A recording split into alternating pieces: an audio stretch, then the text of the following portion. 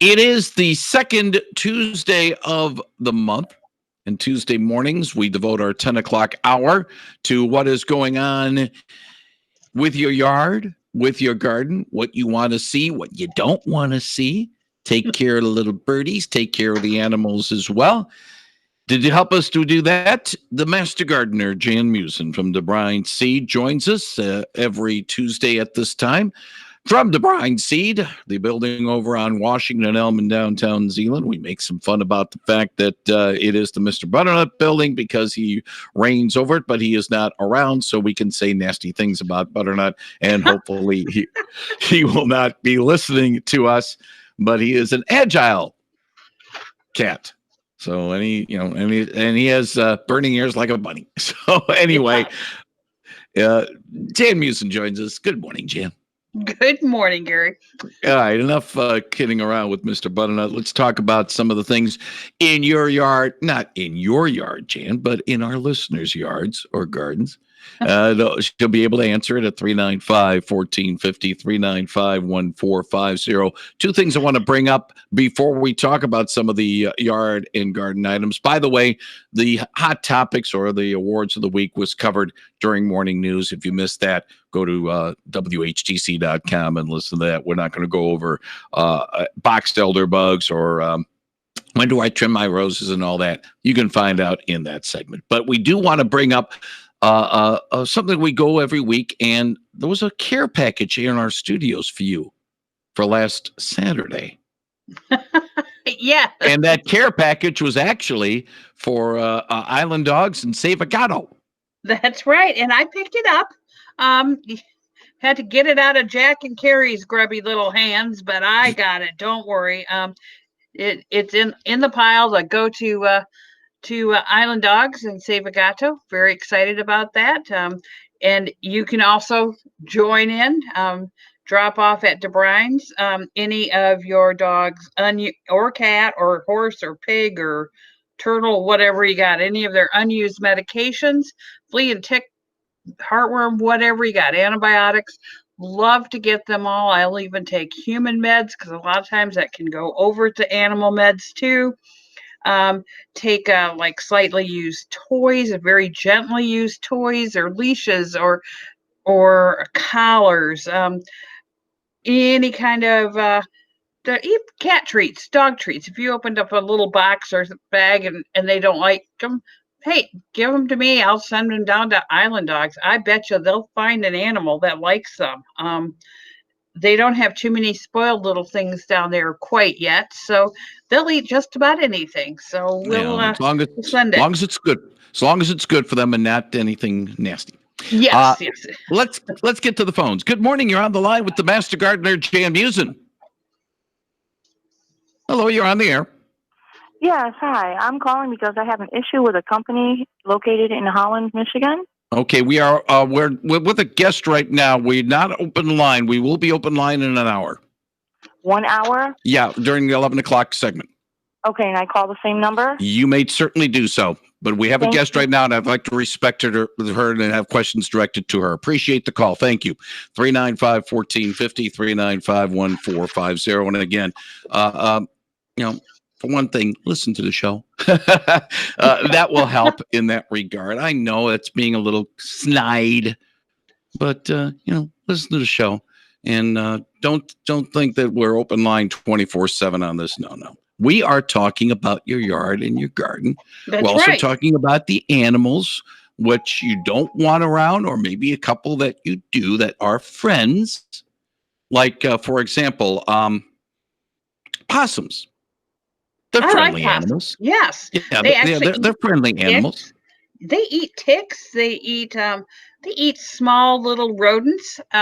They eat snakes. I like ticks. I like ticks. I like possums because they eat ticks. So, if you see a possum in your backyard, strive to keep them. They are good little guys. However, squirrels, which you might not think are, they're harmless, but actually they can cause mayhem and mischief. Rocky, Secret, and all of his relatives can certainly do that. Chipmunks, Sorry, Huh? Alvin, Simon, and Theodore are, they might be cute, but they can cause mischief and hijinks as well. Raccoons, Rocky. No, we don't want Rocky around. No, they all just, they do wreak a lot of mayhem. I'll I'll tell you, I was doing a virtual show yesterday, and it was for birds, and they got these new feeders out, and they had the cutest one. It was shaped like a squirrel, and you could put corn in it or black oil sunflower seed, and it was meant for squirrels. And I'm just thinking they would wreck that thing so quickly, but it was so cute. Um, it's not going to be available till well after February, but it was so cute. But until you get some squirrels that eat all your pansies, or they eat all of your tulips, or they dig something up, or they eat all your bird seed, they can be rather a nuisance. More pain than they are worth, to be honest with you. Yeah. So that's some of the animals that we don't want around. I mean, deer, obviously, but then again, the rut is underway.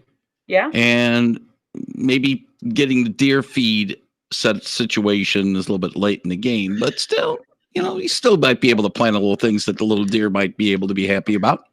If you've got a spot in your backyard, you want to get the deer, and grain rye or oats, they stay green under the snow, and the deer will paw away and they will eat it. So that might be something that you plant right now, and you could get something. The deer would appreciate that if they could get a little green during the middle of winter. Yeah, let me at them. But the thing is, though, now if you are a hunter and trying to do that, you got to remember, do your quota. You only can shoot your quota, but we encourage our hunting friends to get their quota. As I've said before, I know it's a silly line, but it's true. The more you hunters get, the less we hit, especially with our vehicles. Good morning. You're on the line with the Master Gardener, Jan Meeuwsen. Good morning. I find this interesting. I was living on Cape Cod, and they were overrun with ticks and Lyme disease. And I read that guinea hens, there were some people that were getting guinea hens to eat the ticks. And then I'm wondering, where I live, there's maybe 5 yards, and there's a flock, I guess you call it, a flock of turkeys that come up. There's 18 of them, and they're getting bigger, and they just kind of peck as they come along. And I'm wondering if they're doing a good job eating ticks. No. They're not known for their tick eating abilities. No, unfortunately. If they came across them, they might, but no, they're not known for it, unfortunately. Yeah, guinea hens might be something, but no, not your turkeys. Yeah, and they've gotten bigger, so Thanksgiving's coming. No, I don't. It's unbelievable, and all I can do is think of the movie. The relationship between birds and reptiles. Yes. Anyway. I appreciate the call. Thank you. Yeah. 395-1450, 395-1450. We talk about nuisance animals between, fortunately, where I live, we don't have to worry about stray dogs. That's fine. No stray kitties either. No, you don't hear those, kitty and heat as much in where I live. So that's good. We have responsible pet owners in that. That's good. However, a nuisance bird, and we can't do a thing about it because they're protected. Canadian geese. Oh. We had, there was Tyler Street was lined up with cars because the geese decided to try to cross the roadway. And of course, I think they know they are protected. So they just dawdle by, and they don't move quickly, and you can't honk your horn because they'll just sort of sit there. They'll It's sit like, and watch you, yes. And they're yeah, too big. They'll dent your car if you hit them. So yeah, yeah, they're my bane of my existence too. They come in about 5 a.m. on Sunday morning, just honking away on the lake behind my house. But yeah, actually, there is a goose repellent, and it's made out of grapes. Mm. I'm not quite sure how it works because I know that they don't have an exceptional sense of smell, but it does. There is a goose repellent. So if you want to keep the geese off your lawn, as long as they're in the water, I don't mind necessarily, except for all the algae that eventually it causes. But on the lawn, my gosh, or on my dock, oh, after they've Mm. all been sitting there all day long in the sun, um, they make quite a mess on that dock. And So the thing is, Jan is talking as a birder. She likes birds, I but love birds. but there are limits to that, and There that are limits to my love. Yes. between that and the invasive species swan, I think it's the bugler swan that aren't supposed to be around here, but we got them. You know, they look so nice and graceful, but they're mean. They're Oh, mean I'll tell you, swans. when swans come on the lake behind me, everybody disappears. There's Mhm. not an animal or bird in sight when the swans come out. We don't get them very often, but wow, when we do, nobody else is around. Yeah, the Frank Nitty of the birds, I'll tell you that. You know, the muscling in. You know. Anyway, if you got a question for the master gardener, Jan Meeuwsen, she'll take it at 395-1450, 395-1450. Other things that you don't want around, and the Rodent Cafe is certainly starting to do banner business because you don't want Ratterink or Ratfink and his buddies to be around. Not even the church mouse is supposed to be around there either. No, we just don't want them in our houses, our barns, our garages, sheds. They need to stay out of there. They need to find make their own little houses outside, burrow. That's what they're supposed to be doing. So you need to get out there right now. You can spray around your house. I love the rodent stopper. Spray around your house, any place they might come in. I spray my garage inside and out. I spray my furnace room because I know every once in a while I see them there. Anywhere that I might have seen I will spray. You can spray it inside, smells good. There's nothing. You can spray it with a cat, the dog, kids right there. Not going to hurt them. Lasts 2 months inside, 1 month outside. And Ken's even put it on sale for the month of October right now. So it's even better. So get that out there. Get the traps out there. You can put bait boxes out. We've got place packs. So if you're storing a car or an RV, you can put these inside there and it keeps the mice away so you don't go in there next spring and see that the mice have chewed all of the boat upholstery apart, or they haven't chewed all the wires in the engine. So these place packs work well. Put one on the engine, put one inside. They'll work well, and they don't smell terribly bad. So you can easily handle the smell of that thing, but they don't like it at all. Now, another animal that you don't want around, but you could try to attack the problem directly, but one way to keep the problem from coming to you is to get rid of the issue that would bring them to you. We're talking about skunks and we're talking about grubs. You get rid of the grubs, the skunks won't be around.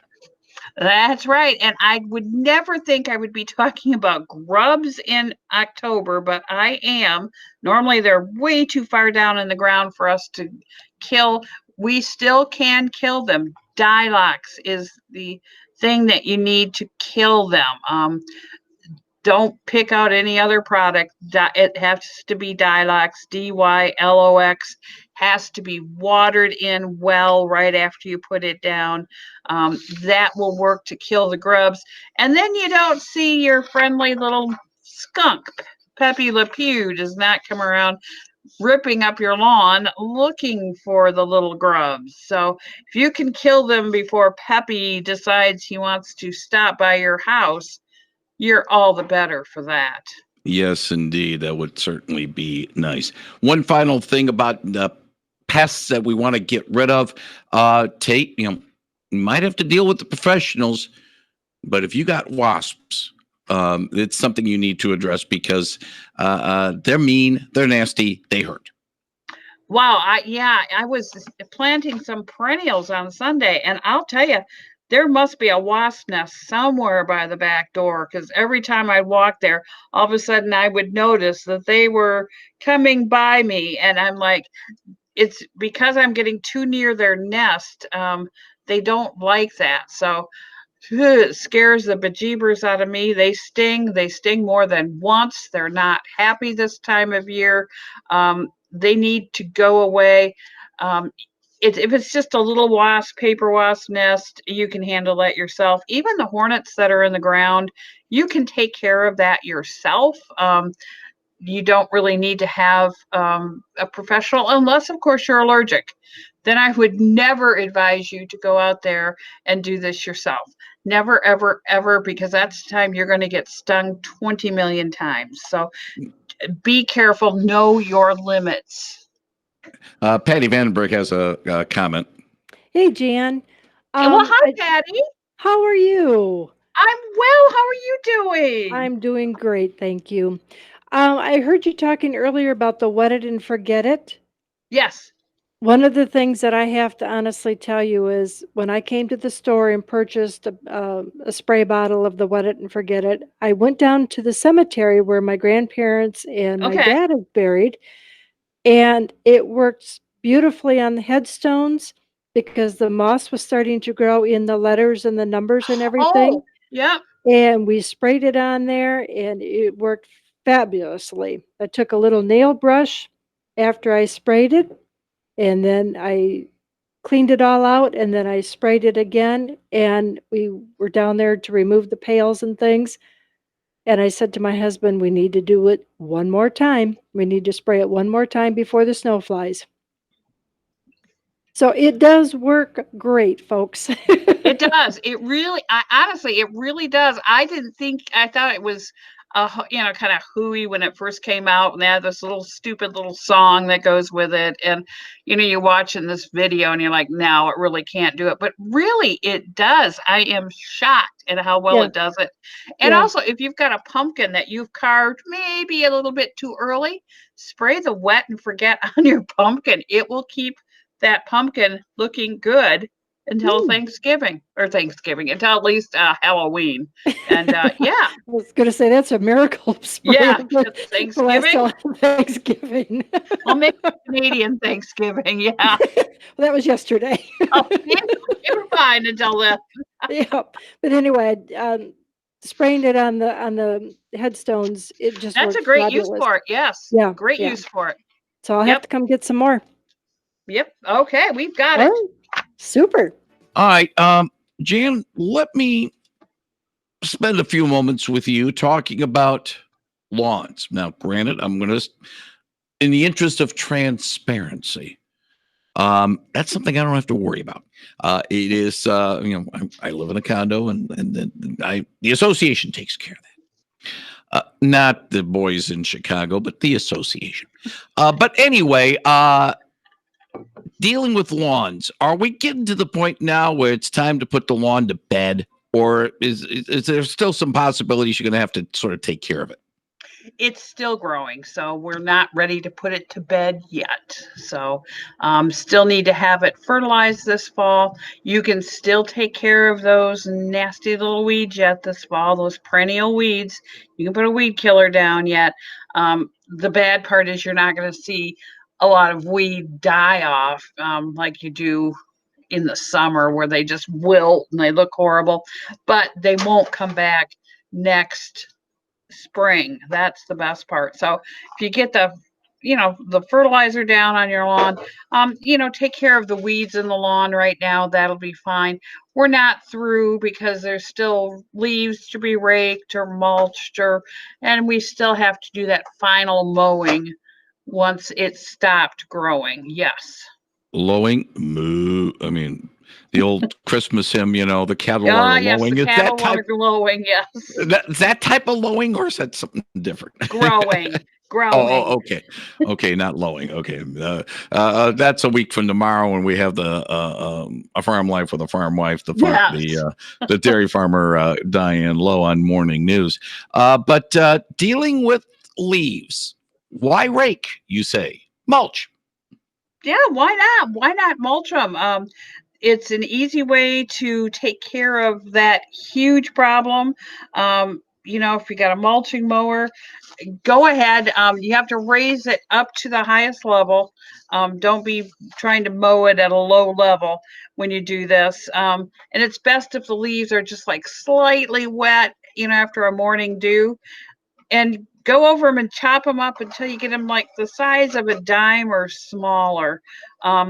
They will just decompose during the winter, and you don't have to worry about that again.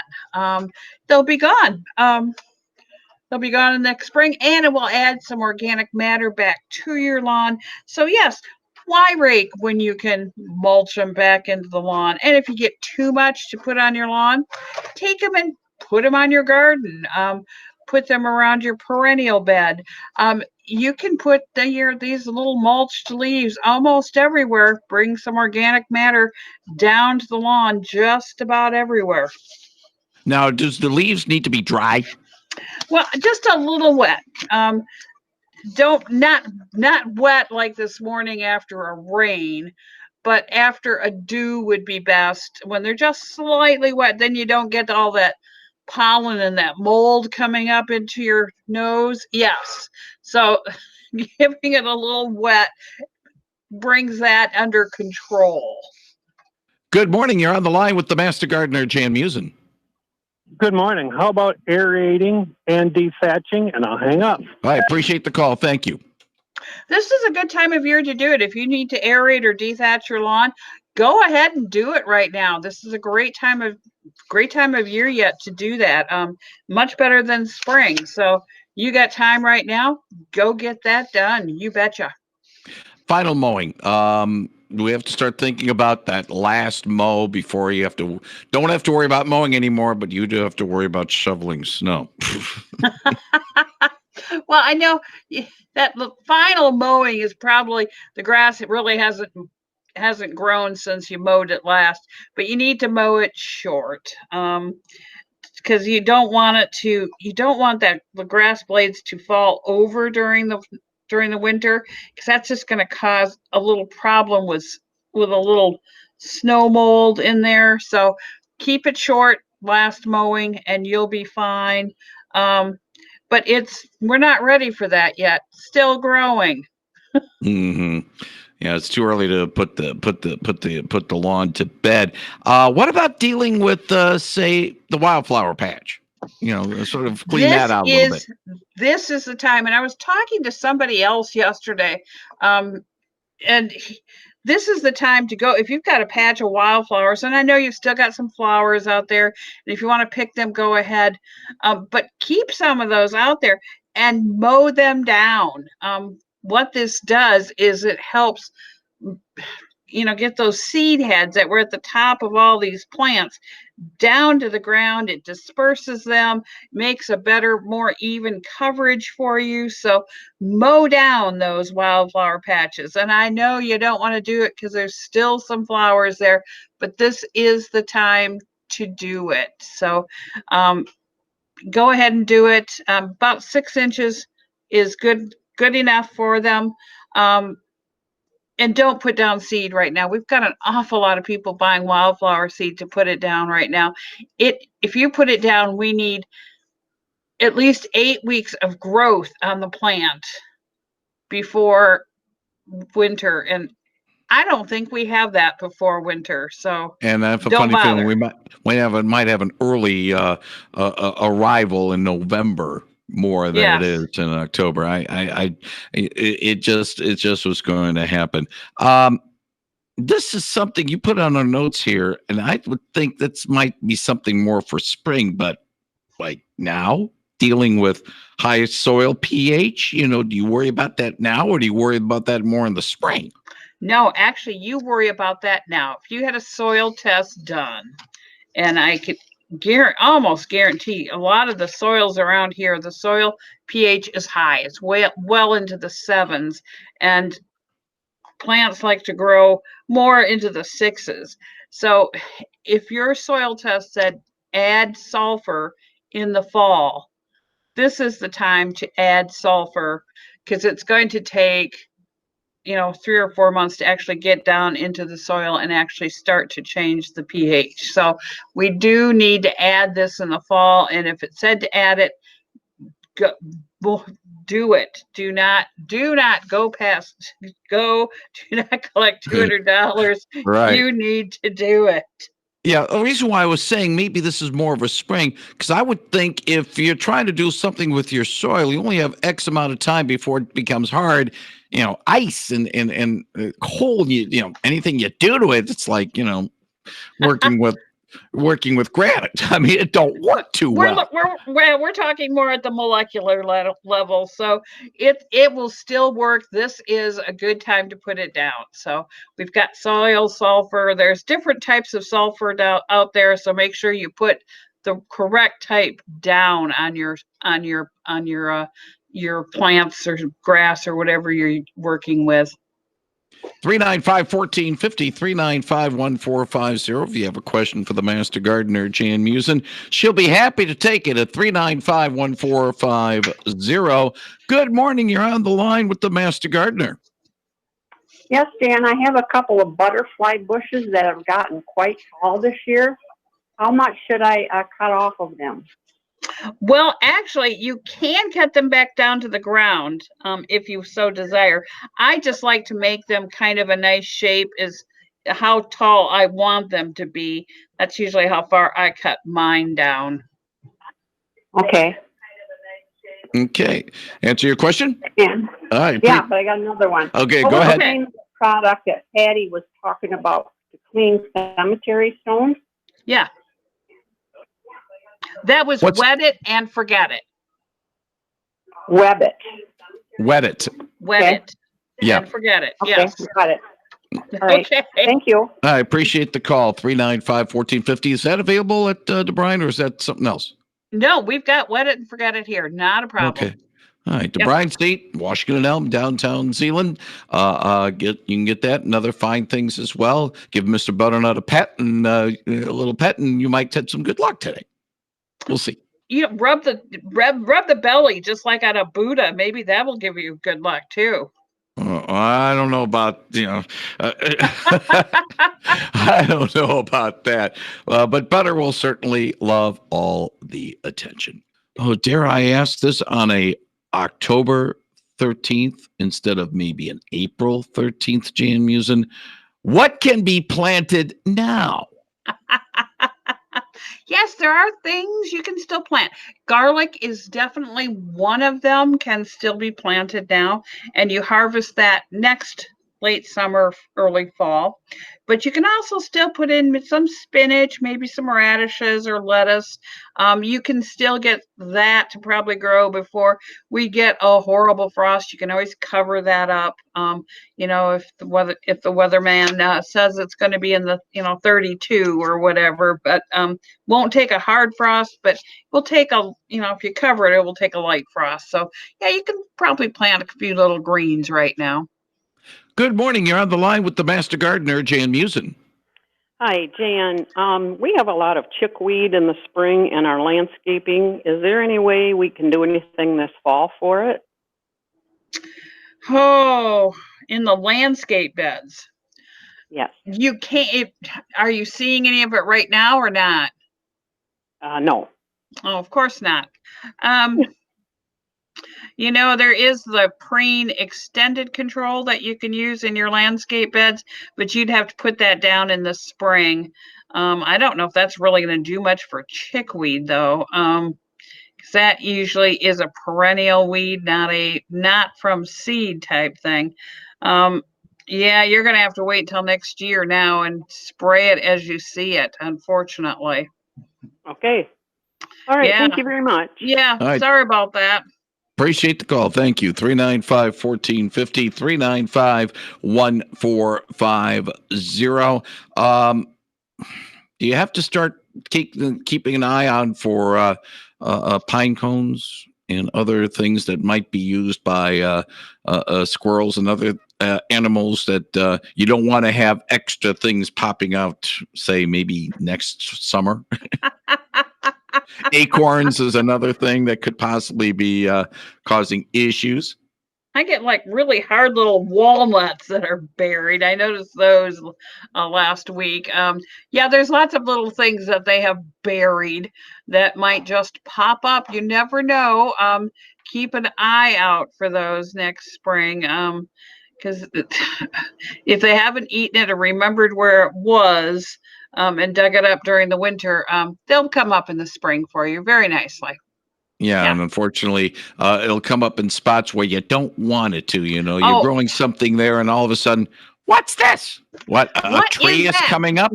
Where did that come from? Yes, that's what I think all the time. How did that get in there?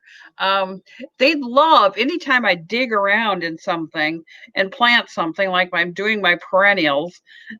They love that because now the ground is nice and loose there, and they'll just stick all kinds of stuff in there. Or my flower boxes, they love to do that too. So Yeah. any loose soil, they'll take. UGH. Ugh, ugh, ugh. You just want, you want to be a responsible gardener and make sure everything is in its right, proper place. You don't need any of this, rogue. That's a good way of putting it. Rogue plants coming in. The rogue plants, yes. Oh my goodness, they drive me nuts. Yes. Thank you, Mr. Squirrel and Mr. Who knows what else is out there, but yeah, digging up my flower bulbs, I hate that. Yes. They dig up what you don't want, and then they plant things you don't want either. It's just a pain in the you-know-what.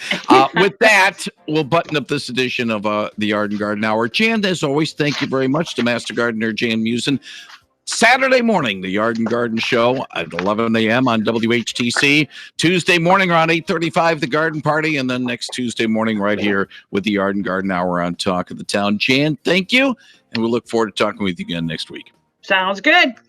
And that is the Yard and Garden Hour with the Master Gardener Jan Meeuwsen, presented by DeBruyn Seed on Washington Elm in downtown Zeeland.